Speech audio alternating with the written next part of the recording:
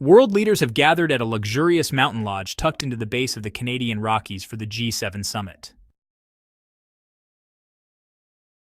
The event comes at a time of rising global tensions, with conflicts brewing in West Asia and Ukraine and widespread economic instability. What used to be a friendly handshake across the border has hardened into a clenched fist. For years, the alliance between the United States and Canada stood as one of the strongest in international politics. Shared history, shared borders, shared values. But this week, that partnership is showing serious cracks, and the world is watching it unravel in real time. President Donald Trump is en route to Canada for the summit, but instead of a warm welcome from allies, he's walking into a storm. The streets of Ottawa are already filling with demonstrators. Signs reading "No More Tyrants" flutter beneath government buildings. We begin tonight with massive anti-Trump protests across both the United States and Canada. This isn't just another diplomatic disagreement. It's a full-blown political rupture. Before we go further, tap that like button to help us out with the algorithm and show your support. In Ottawa, the crowds have taken over the York Steps near Sussex Drive. And it's not just student groups or activists. It's everyday people, mothers, educators, entrepreneurs, all standing shoulder to shoulder. They're not protesting a country. They're rejecting what they believe that country is becoming. The message is unmistakable. They are not opposing America. They are opposing one man. Donald Trump isn't arriving in Canada as a welcomed guest. He's arriving as a perceived threat. Prime Minister Mark Carney, once known for his calm and measured tone, has suddenly become the unlikely voice for millions of Canadians who believe something fundamental has been broken. He warned that the fate of the growing trade war could be decided at this summit.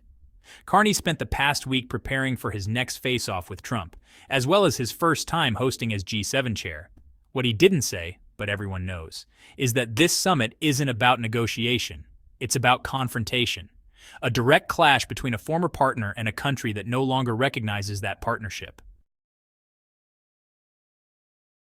At the center of the dispute trade, steel, aluminum, cars, even refrigerators. Trump has slapped tariffs on products found in homes and shops across Canada. Items that were once outside the scope of politics have now become weapons in a larger standoff. When Canada asked for clarification, Trump delivered an ultimatum: make a deal in 2 weeks, or the White House will impose its own terms. That threat turned what was supposed to be a diplomatic summit into a tense standoff. The G7 is no longer a collaborative roundtable. It's a policy battleground. And Trump is not walking in as a team player, but as a commander looking for conflict. The carefully orchestrated diplomacy these summits once showcased is gone. In its place, cold tension. Yes, there will still be camera flashes. Yes, hands might still be shaken, but the genuine smiles are missing.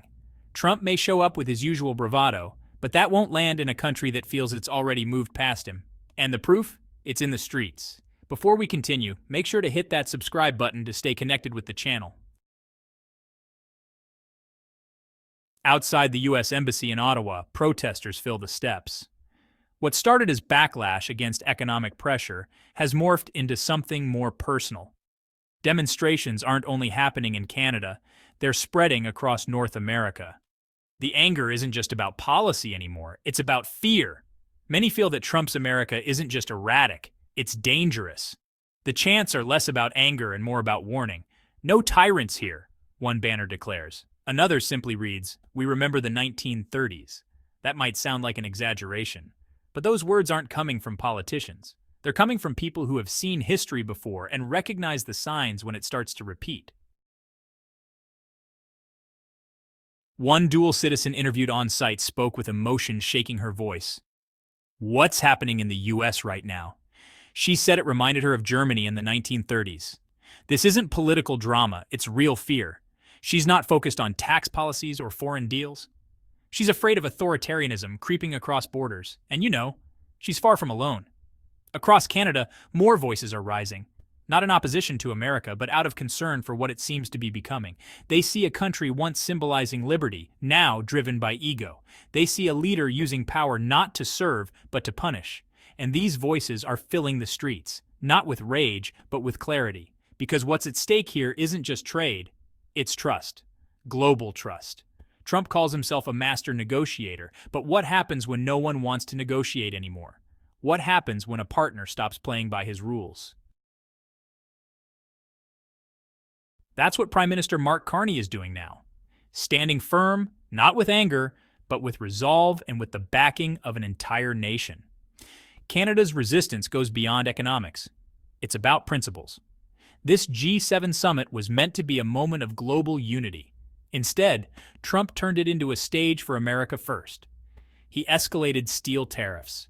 He added common household goods to the list. He even suggested auto tariffs were next. With every move, Canada was pushed closer to the brink. But more than that, Trump revealed the real motive behind his trade war. It's not about saving jobs, it's about showing dominance. When he threatens Canada's manufacturing sector, it's not for American workers. It's to prove he can make someone else pay more for their morning toast, just to prove a point. The fallout? Prices rising, jobs disappearing, long-standing relationships breaking apart. Canadian companies have already let workers go. Retailers are hiking prices. Supply chains are starting to fray. And every worker losing a shift knows the truth. This isn't the market. It's politics out of Washington. Trump's trade policy has turned economics into a weapon. And now even old allies see him not as a partner, but as a destabilizing force. That change isn't happening behind closed doors. It's happening in the open. Hundreds of demonstrators, dozens of placards, one powerful message. Tyrants are not welcome here. That small phrase, written in black marker on cardboard, is echoing through the highest levels of diplomacy. Because this is no longer just protest. It's a stand. Canada is drawing a line. And for once, Trump is hearing a firm no. The world is watching. Not to hear what Trump will say, but to see who will stand up to him. And in Ottawa, they already have. This G7 summit won't be remembered for its speeches or closing statements. It will be remembered as the moment one of the world's strongest alliances started to fracture, not over policies, but over pride, because Trump's America no longer negotiates. It threatens, it isolates, it punishes. And in return, Canada is saying, enough. Across provinces, peaceful protests are taking shape. No violence, no unrest, just people standing still, holding signs, refusing to accept authoritarianism as normal. This resistance isn't loud, but it is unmistakably strong.